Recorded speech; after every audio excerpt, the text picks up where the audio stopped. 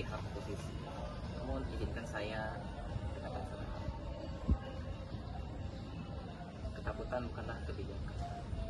Kita tidak bisa melatih generasi digital dengan melarang mereka menyentuh teknologi digital. Kita bukan hidup di abad 19 lagi. Kita berada di era modern sekarang, di abad ke-21. Kita perlu menggunakan HP saat pembelajaran berlangsung. Itu HP juga membantu kita saat pemrosesan pembelajaran, di mana ada materi-materi kuliah tertentu itu harus melibatkan menggunakan teknologi digital.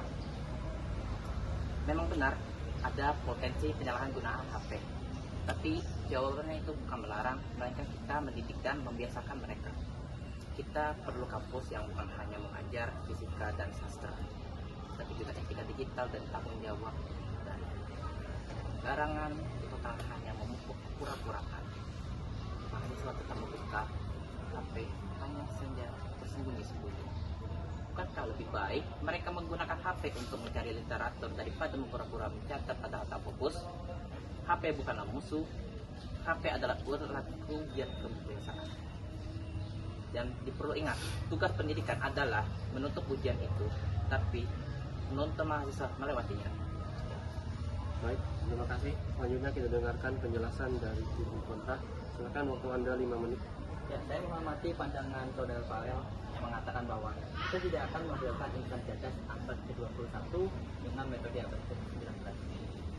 Memang benar jika usia perkembangan zaman otomatis perubahan dalam pengajaran itu pasti berbeda, perubahan dalam belajar itu pasti berbeda.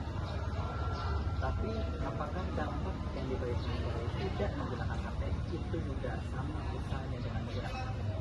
Pertanyaannya, bagaimana jika yang ada di atas meja, yang ada di atas meja itu bukan hanya pulpen dan buku tulis, tapi juga pulpen, buku tulis dan juga buku referensi yang benar untuk bisa kita dapatkan dan kita baca sambil mendengar. Dengan begitu, fokus lebih baik mendapatkan apa yang dosen berikan juga akan lebih mendalam dengan buku referensi yang sudah ada di atas meja. Pendidikan bukan soal menggunakan teknologi, tapi menggunakan dengan cerdas, tapi tidak semua manusia siap menggunakannya dengan bijak. Kita tidak bisa menaruh bom waktu di setiap meja belajar, lalu berharap semua orang menggunakannya dengan aman. Bagi saya, kemana jendela dunia yang dulu sering kita gunakan? Jendela SD yang ada di atas meja adalah buku-buku yang tebal, tapi cukup bermanfaat. Dengan buku tersebut sudah cukup untuk bisa mengikuti pembelajaran dengan baik, tanpa ada HP yang justru akan mendistraksi kita dan tidak mendengarkan apa yang diajarkan oleh dosen ataupun guru. Kampus bukan tempat eksperimentasi sosial yang membatalkan fokus generasi. Ia adalah tempat suci bagi ilmu, tempat di mana manusia belajar menunjukkan ego, menahan diri dan melatih kesabaran intelektual. Ya, menahan diri. Jangan begitu, seperti yang saya bilang tadi, 5 jam setidaknya ada di kampus dan ada dalam kondisi belajar. Tidakkah sulit untuk tidak membuka distraksi, membuka HP? Dengan begitu, fokus akan lebih baik. Kami dari oposisi tidak menolak teknologi, tapi hanya ingin menegakkan batas etis yang jelas.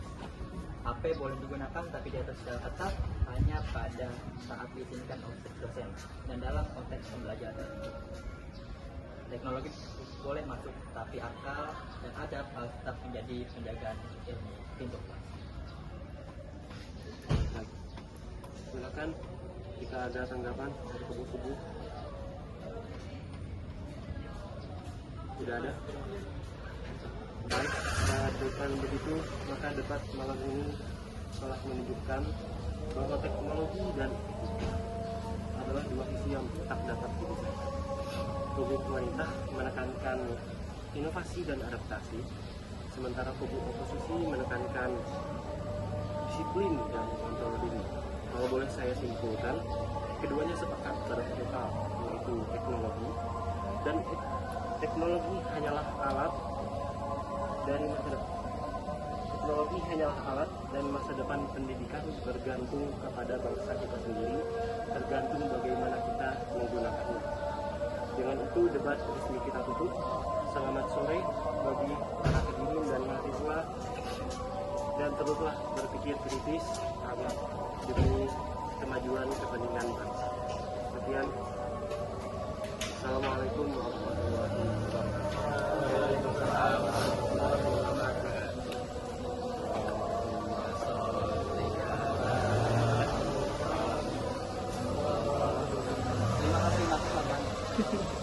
Kita rehat sejenak.